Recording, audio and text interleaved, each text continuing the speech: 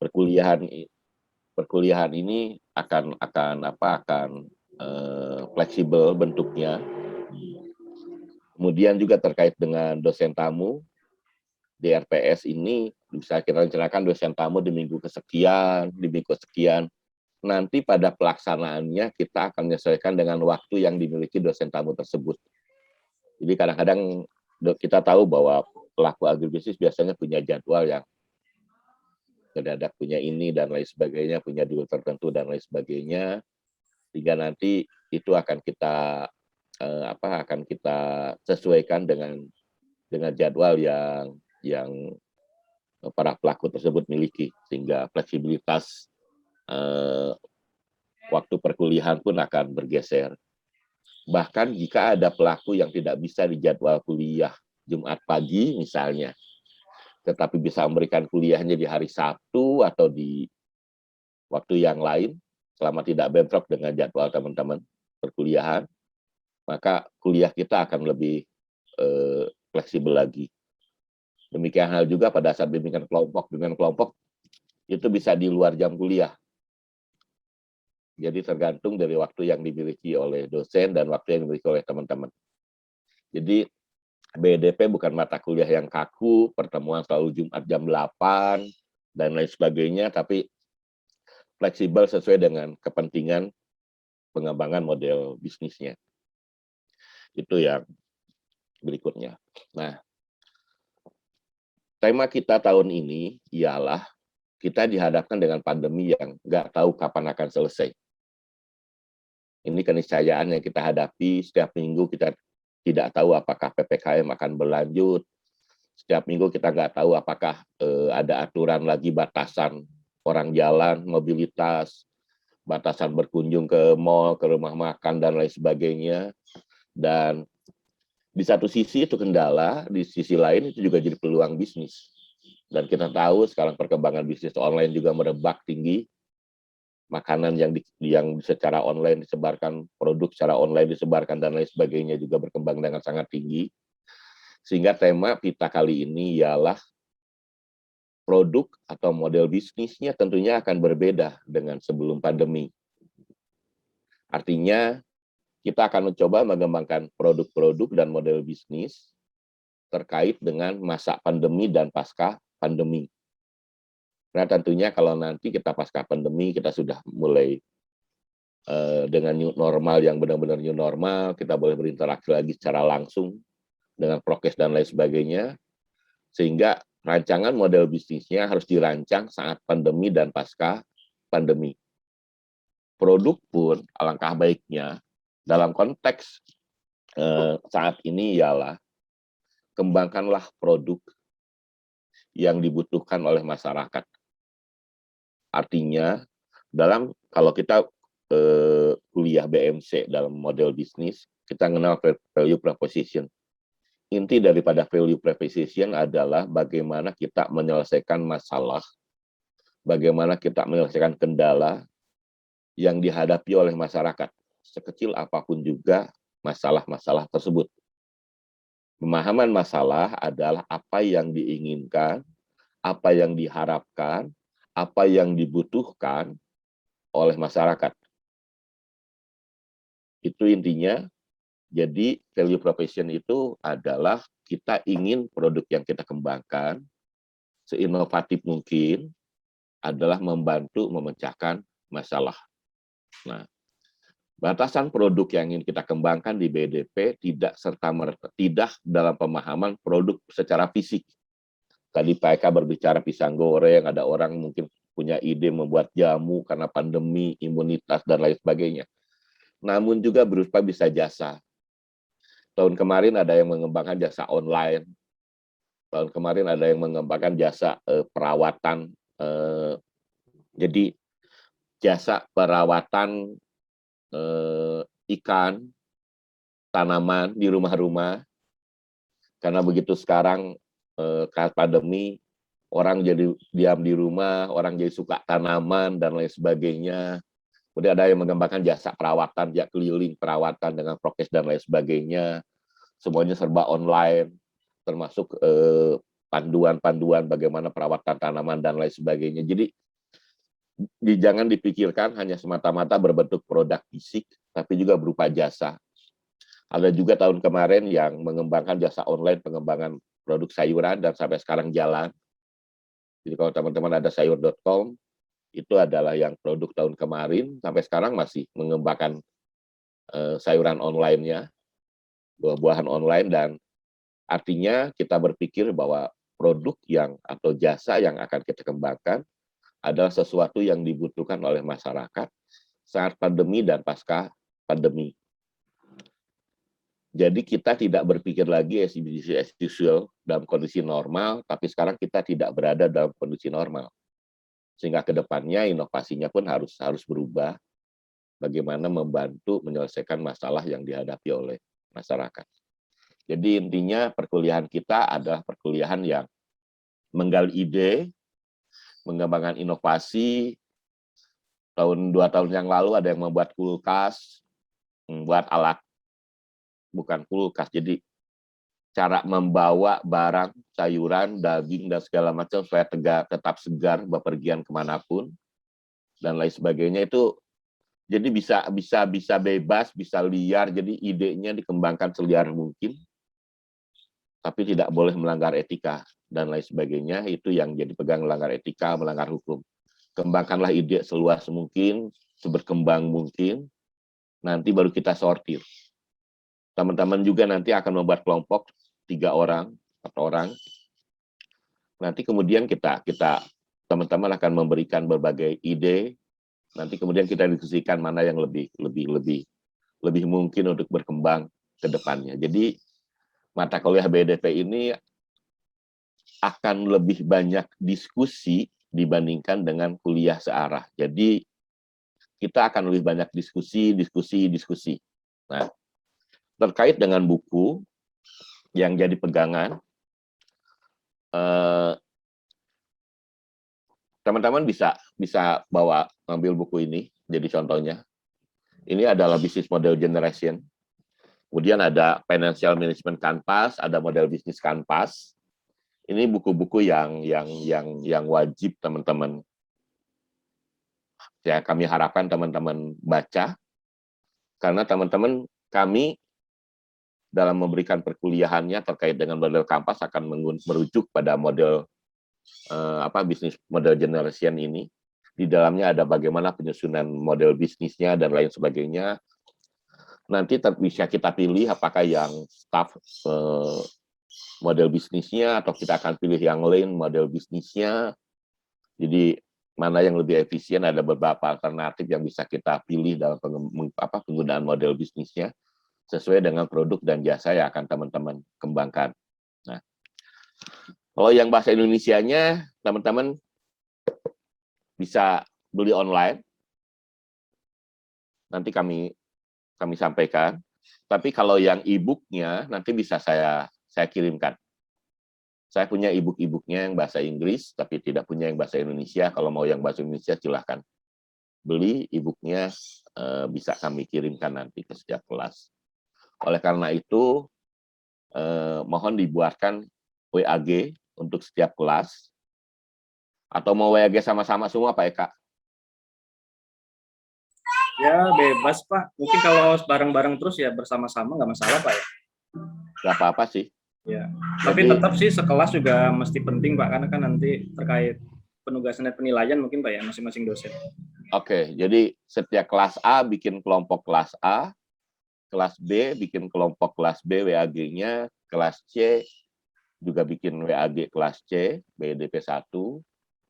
Mungkin ada dosen wali saya, dosen wali Pak Eka, dosen wali Prof. Yosini, yang bisa mengundang dosen-dosennya.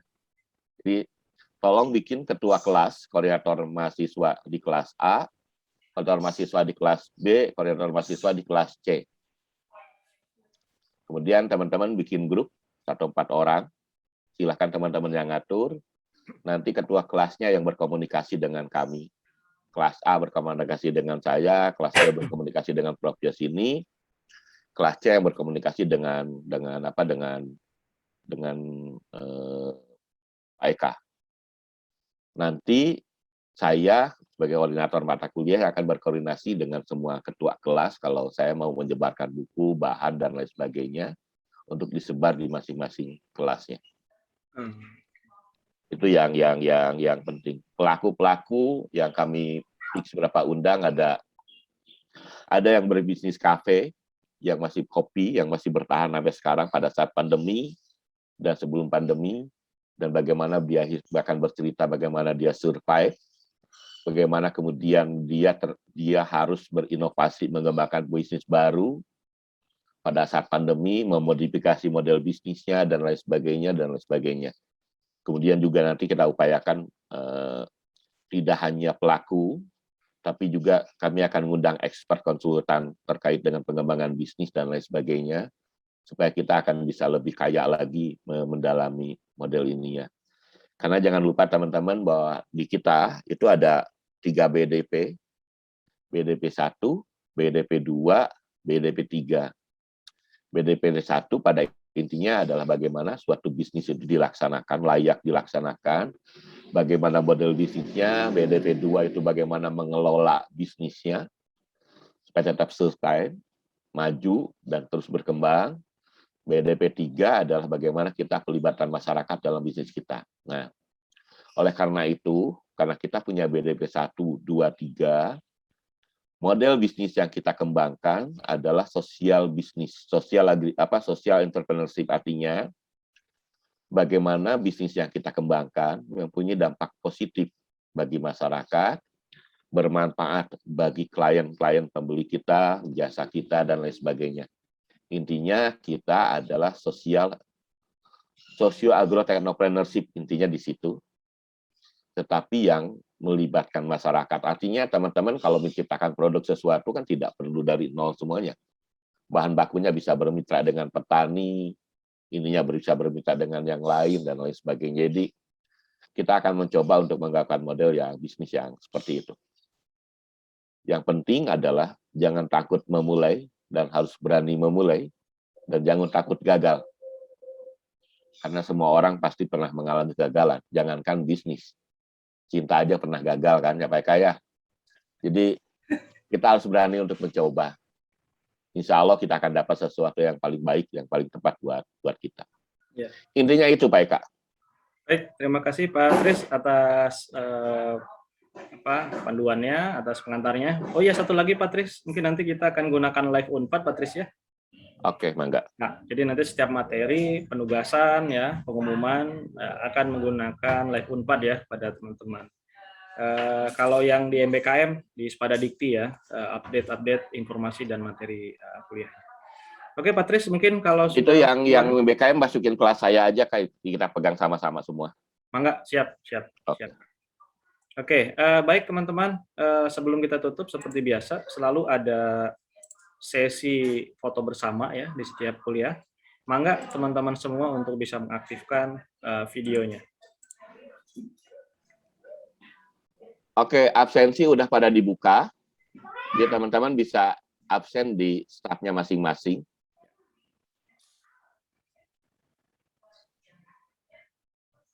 Yang kelas A bisa koordinasi kelas A, kelas B koordinasi kelas B, kelas C koordinasi kelas C. Tolong WA ke dosennya masing-masing. Kita mulai hari ini sudah punya grup WA-nya.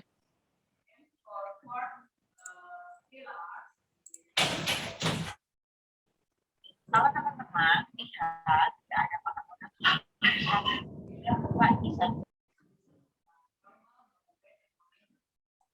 Ya, masih menunggu. Masih banyak nih yang belum on cam.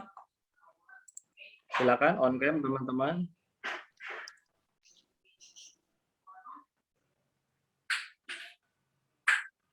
Sepertinya wajahnya wajah-wajah habis lembur ya ini ya. Aduh, ayo sisiran dulu itu cowoknya, itu masih banyak yang masih ikat rambut nih cowoknya. Jadi Patris sekarang ini ada gerakan rambut gondrong, ini perempuan ya Patris ya. Laki-laki, maaf. Baik Kak, baik Kak. Ya. Kita tanya dulu. Teman-teman mau mulai kuliah jam berapa? Ya, silakan. Apa kepagian, apa segala macam? Sepertinya ada yang belum mandi, ada yang belum ngopi. Kalau kuliah boleh sambil makan, boleh sambil ngopi. Atau kepagian, mau mulai jam berapa? Kita fleksibel supaya kuliahnya nyaman. Ya, soalnya jam 7.30 terlalu pagi kayaknya ya buat 7.30 terlalu pagi. Mau jam berapa? Jam 8, 8.30. ya. Ada yang mau bisa mewakili?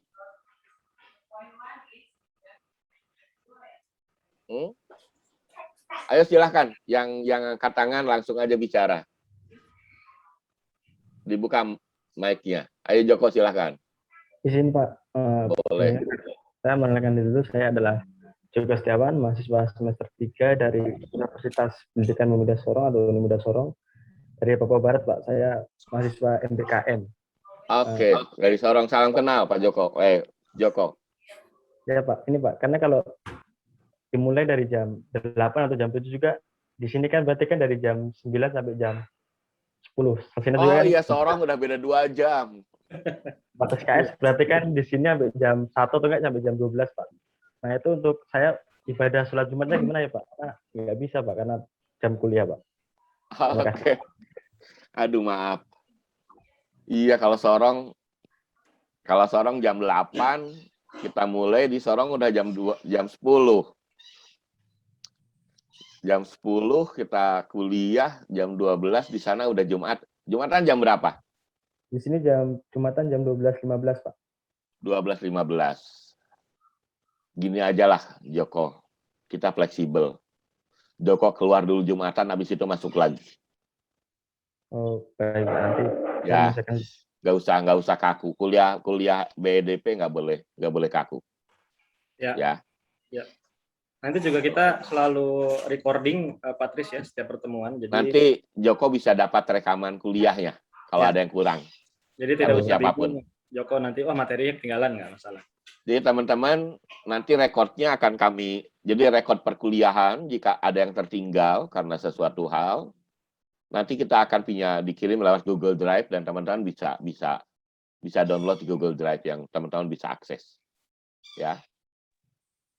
Baik, Pak. Atar dari mana, Atar? Silahkan.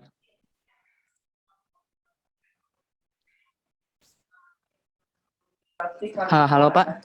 Oke. Ya, saya dari Bandung Pak. Oke, Bandung mah tuh gampang.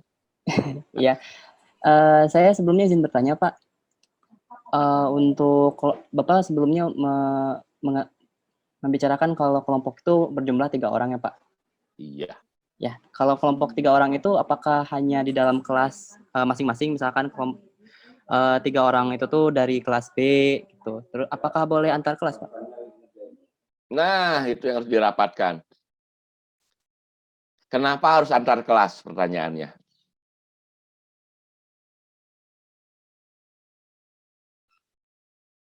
Dibuka lagi mic-nya, Atar. Tidak tahu sih sebenarnya Pak. Cuman saya ingin mengkonfirmasi saja gitu Pak. Nah, Ya, kalau tahu untuk penilaian, sebaiknya tetap di dalam kelas kelompoknya, supaya kita bisa ngeceknya juga lebih baik. Namun jika ada orang satu yang tidak bisa bergabung karena apa? Karena sudah terbagi habis, boleh aja nanti kita campur. Tapi intinya kelompoknya adalah kelompok yang ada di dalam kelas. Ya. Dan teman-teman semester ini akan dihadapkan dengan masalah yang sulit cara berkomunikasi. Oleh karena itu, teman-teman pun harus rajin berkomunikasi dengan sesama anggota kelompoknya, bisa pakai WA. Kadang-kadang saya kalau kuliah kelasnya sedikit, saya pakai WA kok. Langsung aja video call WA. Kalau hanya 10 orang, itu juga akan lebih mudah, bisa kapan aja, bisa di mana aja. Bisa Zoom, bisa Gmeet, dan lain sebagainya. Enggak, silahkan. Jadi diusahakan kelompoknya satu kelas dulu ya, Atar ya. Baik Pak, terima kasih Pak. Oke, mangga. Ya, silakan. Ada pertanyaan lagi sebelum kita foto sesi? Silakan. Mungkin yang sebelum foto sesi, kemungkinan semester ini, jika sudah berjalan baik, akan ada peluang kuliahnya berbentuk hybrid. Berbentuk hybrid artinya teman-teman yang yang rumahnya atau masih udah kos lagi di Bandung, Jatinangor, mungkin nanti ada perkuliahan di kelas ya Pak Eka ya. Tapi Ya. dikombinasikan dengan kuliah online. Artinya teman-teman yang di luar tetap kuliah. Artinya ada kuliah yang PC ketemu, ada kuliah yang daring. Artinya kombinasi antara luring dan daring. Hanya salah satu syarat dari perkuliahan teman-teman kalau mau luring, itu adalah sudah divaksin. Jadi teman-teman usahakan divaksin. Ya, supaya kita bisa kuliah luring. Karena bagaimanapun juga kuliah yang baik, yang benar bagi saya, karena saya bukan dosen yang mahir memberikan materi secara online, adalah kuliah luring. Ada interaksi yang hilang ketika kita kuliahnya daring terus. Dan kuliah bisa di mana aja. Jadi kalau teman-teman misalnya materinya tentang ini, kemudian saya ada teman siapa, bisa aja kita kuliah di luar. Ya. Bisa kuliah di kebun, bisa kuliah di kafe, bisa kuliah di mana aja. Ada yang lain? Ada yang minta kuliahnya jam berapa? Tadi itu. 8.30 boleh Iren katanya. Ya boleh, nanti kita diskusikan dengan Pak Eka dan Prof. Masih ada? Sepertinya udah Pak Eka. Baik, kalau sudah kita langsung saja Pak Tris foto sesi ya. Ada 3 apa? Foto sesi itu biar teman-teman tahu ini laporan kegiatan. Iya. Ada 3 slide ya. Slide pertama saya ambil 1, 2, 3. Oke, harap sabar ya, saya save dulu. Ya, oke sudah. Kemudian slide kedua. 1, 2, 3.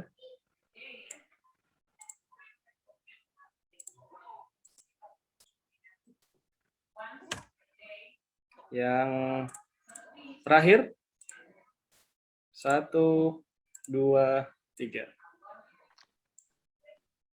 Oke, Ya, sudah.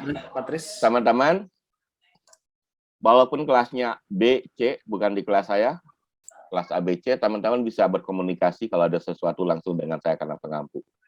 Ya. Saya kirim aja di grup ininya nomor telepon saya.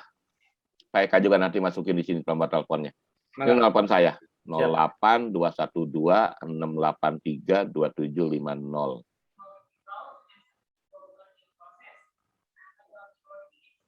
Itu nomor telepon Trisna.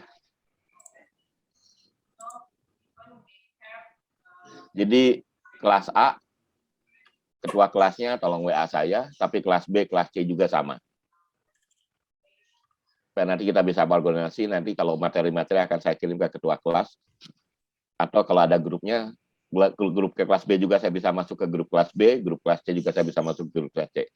Supaya saya bisa kirim materi langsung ke situ, dan jadwal-jadwal tertentu. Itu tolong teman-teman catat nomor teleponnya, nanti kita bisa berkomunikasi. Ketua kelas C, jika nanti Prof. Yosini, nanti kami kasih nomor teleponnya nomor HP-nya ke ketua kelas C. Mungkin itu Pak Eka. Enggak, siap Pak Tris. Baik teman-teman semua, Pak Trisna mungkin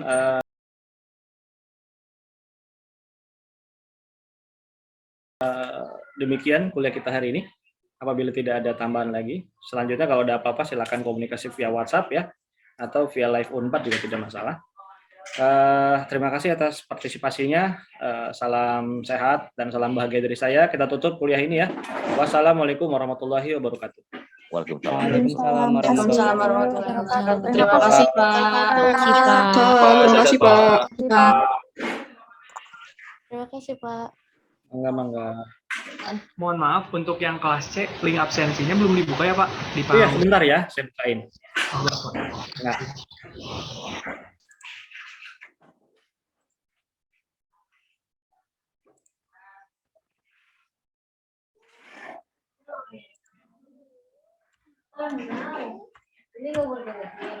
Biarin.